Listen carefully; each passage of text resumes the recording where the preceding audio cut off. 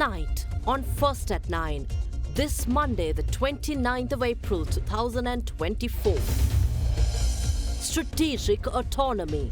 Sri Lanka is an independent country and must be able to freely take national decisions. Foreign Minister Ali Sabri speaks at the World Economic Forum. There is strategic autonomy for all of us. We would like to work as a sovereign state with everyone. We would like to have multiple choices. New era.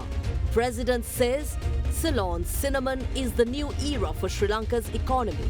New laws to support agri-modernization. If we are to go ahead and have economic transformation, why don't we make use of agriculture? Growth trajectory. Sri Lankan economy set to grow by 3% only if government forges ahead with structural reforms related to the IMF debt program, the central bank insists. Encouraging impunity. The Bar Association of Sri Lanka urges Minister of Public Security Derana to retract his recent statement and calls on the President to remove the minister from office. ඔබේ විශ්වාසය දිනු සෙන්සුරයින් දැන් ළඟමැති ෆාමසියෙන් ලබාගත හැක. From Derana, this is Derana First at 9 with Ndivari Amuata and Mahish Johnny. Live from Studio 24 in Colombo. A very good evening, everyone. Welcome to First at 9. Good to see you as we begin another new week. A very good evening, Indivari. Good evening, Mahesh. A very warm welcome to all our viewers joining us from at home or on mobile. This is First at 9 with the very latest, and we have a number of stories to report tonight as well. Mahesh, we do have some stories from the political front. Whether it's elections or not, I think the debate is now whether the country is developed or not, whether Sri Lanka is on a recovery mode or not, or whether this is a fabrication. The whole story about elections being occurring or not, even today, the State Minister of Finance, Shan Semsing, he was affirming the fact, saying that apparently, no, we are going to hold the elections. But then again, he said the IMF did say not to deviate from this particular program for the next 2 to 3 years. Okay. But then again, every single party who is trying to contest this election says we are going to change the IMF agreement as soon as they receive power. So obviously a conundrum that only the people of this country can basically solve. Certainly, and this question will continue to have political and social life.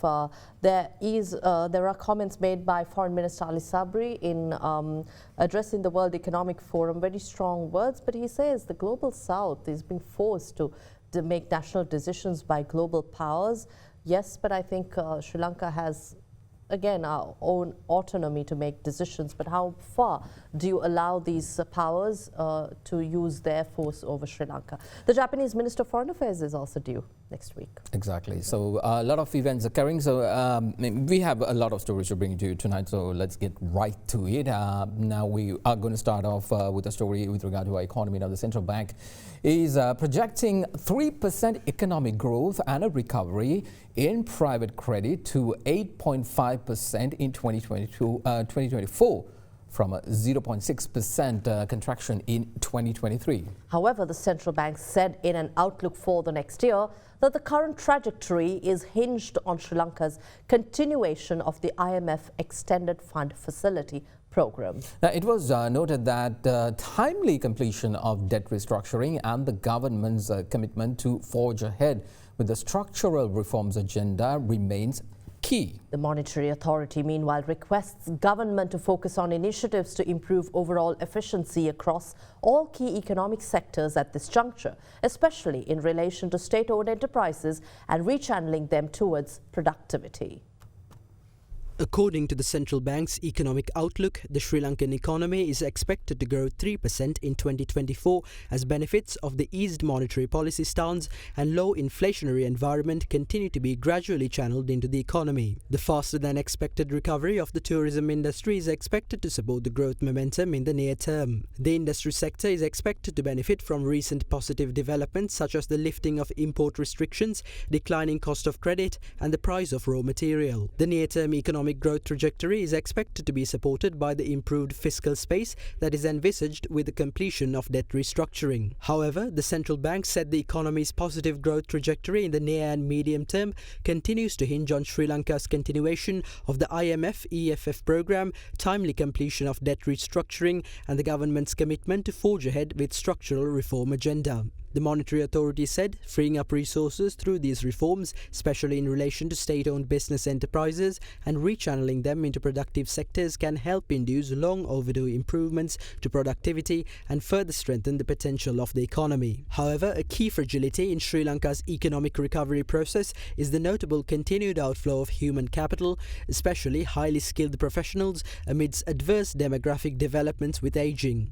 As the lack of economic diversification continues to be not only a drag on economic potential but also a source of economic vulnerability, the CBSL requests the government to focus on initiatives to improve overall productivity and efficiency across all key economic sectors at this juncture. ජීවිතේ හැම තැනකදීම smart වෙන්න පොලිය විතරක් ගෙවාගෙන යන්න CDB Smart Draft. President Ranil Wickremesinghe expresses confidence that resurrecting Dilma Cinnamon would mark the inception of a new era in Sri Lanka's economy. Now, speaking in Colombo yesterday, the head of states highlighted the implementation of programs aimed at popularizing cinnamon cultivation across the country as part of the agricultural modernization initiative. He reiterated that government's commitment to maximize the contribution of agriculture to the country's economic progress must be ensured. Now, according to the president, new legislation is already in place aimed at a beneficiary-centric process in which both government and private sector could collaborate in developing the country. The launch of Dilma Cinnamon was held in Colombo yesterday under the patronage of President Ranil Wickremesinghe. But now we see that still Sri Lanka cinnamon is the best in the world. Because the government have also decided that if we are to go ahead and have economic transformation, why don't we make use of agriculture? From the time of the Sinhala kings until the British left us in 1948, agriculture was our mainstay. I am not saying to do away with others, all that is essential, but we forgot agriculture. So the whole plan for modernization is being discussed, new legislation we brought, but it has to be a beneficiary-centric process in which the government and the private sector joins together. Our another chapter in cinnamon, which will see it coming back to its glory, thanks to Dilma, and whatever support you need, we are there.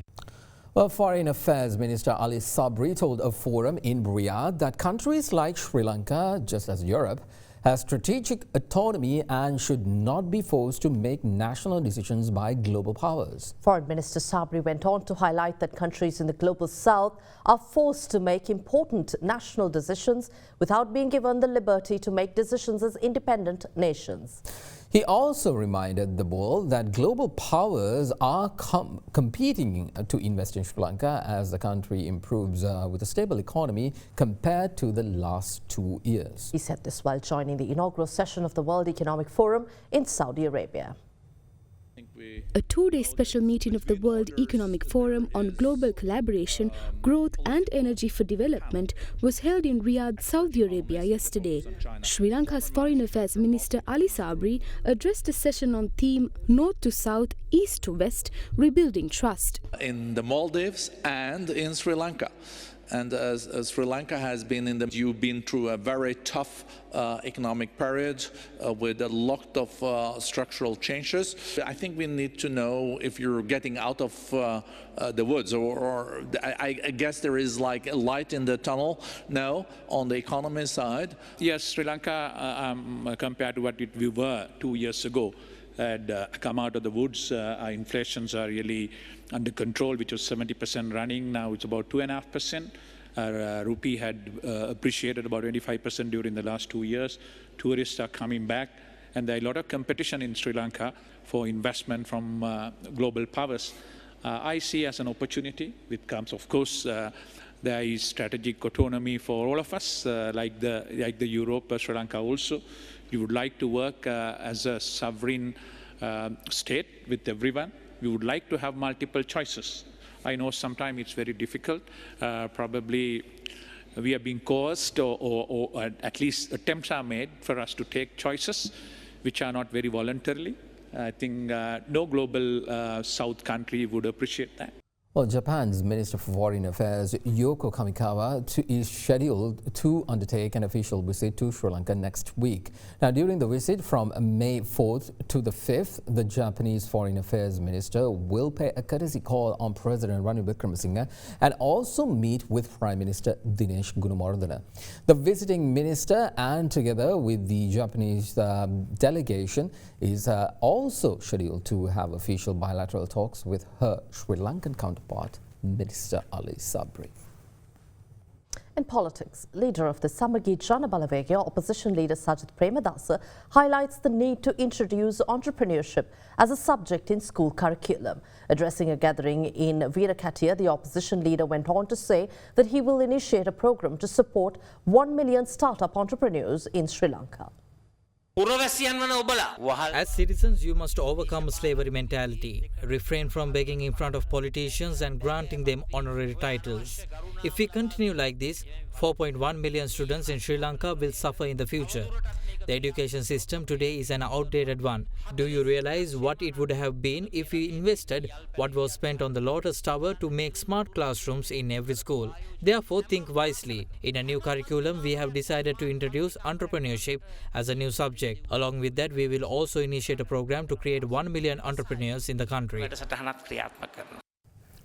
A leader of the Maubima Janata Party, Dilip Jayawira, assures that he will leave no room for disappointment through his political program, adding that he entered politics with no intention of quitting. Addressing a meeting of Gampa district activists of the Maubima Janata Party, he went on to say that the culture of corrupt politics should be eliminated.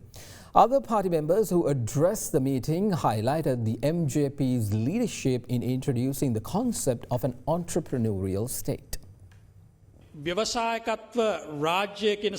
is our party that introduced the concept of an entrepreneurial state in the political arena for the first time. Surprisingly, Sri Lankans even from rural areas accepted this concept. We do not have a traditional policy statement.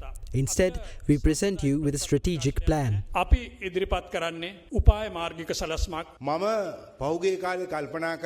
have been thinking of whom I should engage in politics with. This is when I came across the Maubima Janata Party led by Dilip Jayawira, who is following this program.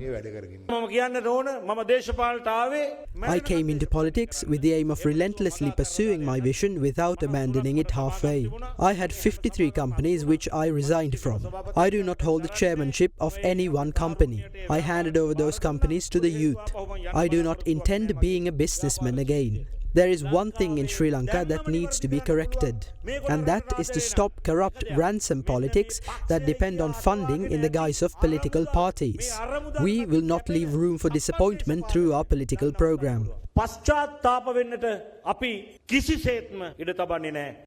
As the discussion heats up about an upcoming election, independent MP Vimal Veerawansa says the government is trying to portray a false economic recovery while selling off national assets to foreign parties. With that, here's a look at statements made on the political stage today. Ranil Wickremesinghe's government is trying to portray that the country has gradually recovered from the economic crisis and that it is on the right path. Unfortunately, all he has done in reality is selling the Ceylon Electricity Board to foreigners. They are even planning on selling Sri Lanka Telecom, which is a profit-making organization. The central bank governor is the one encouraging these mistakes. All of these candidates are only interested in adding to the country's debt. None of them are interested in resolving it. The panic has increased. They are starting to feel the pressure of having to leave their offices. We are the only political party that can eradicate bribery and corruption from the country and establish the rule of law. Well, upon information received by the anti-terrorist squad in India of an attempt to smuggle narcotics to Sri Lanka, a joint operation was launched by the Indian Coast Guard together with the Narcotics Control Bureau of India yesterday in Indian waters off the coast of Gujarat. During the operation, the Indian Coast Guard intercepted a Pakistani boat named Al Raza, which was on its way to Sri Lanka via Tamil Nadu. 86 kilograms of heroin with a street value of 6.2 billion Indian rupees were seized. 14 crew members were also arrested along with the seized narcotics. The Bar Association of Sri Lanka called for Minister of Public Security Derana to be stripped off of his portfolio after recent statements encouraging disregard for the rule of law. The Bar Association issued a statement condemning the statement made by the minister at the Katakurunda Special Task Force training camps passing out parade on the 25th of April, encouraging Special Task Force personnel to use their weapons on members of the underworld.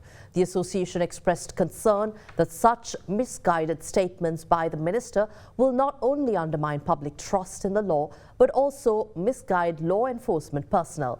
It also added that the authority to mete out punishment must remain vested slowly in the courts. The bar called on the minister to retract his statement with immediate effect and called on the president to reassign the portfolio of public security, claiming that Minister Derana is no longer suitable to hold office.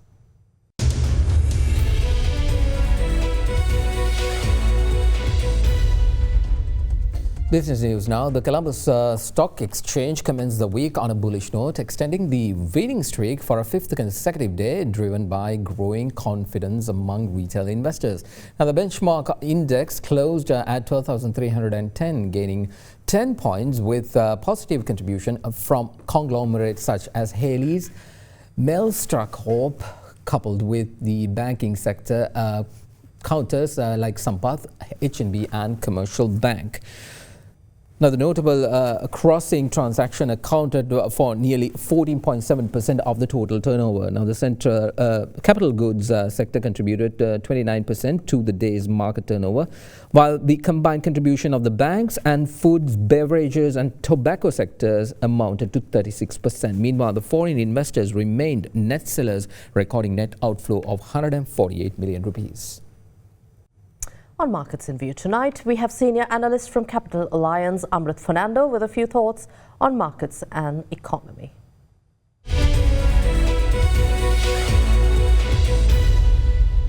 Last week, the domestic equity market ended the week positively, with the SPI up 3.8%, reaching 12,201, while the S&P SL20 grew 5.4% to 3,634. Total market turnover grew by 11% to 10.9 billion rupees despite a short trading week, with a daily average turnover of 2.7 billion rupees, up from 1.95 billion rupees the previous week. Additionally, we expect market activity to continue its positive trend. This is also supported by interest rates moving downwards last week. At the Treasury bill auction, which raised 92 billion rupees, interest rates fell across the board by 13, 15 and 2 basis points for the 3, 6 and 12-month Treasury bills respectively. This brings the 3-month bill to single-digit levels at 9.9%. In local economic news, Sri Lanka reported a primary surplus for the year 2023, the first time in 5 years, surpassing the IMF's targets. This marks only the 6th time since independence that Sri Lanka had recorded a primary surplus.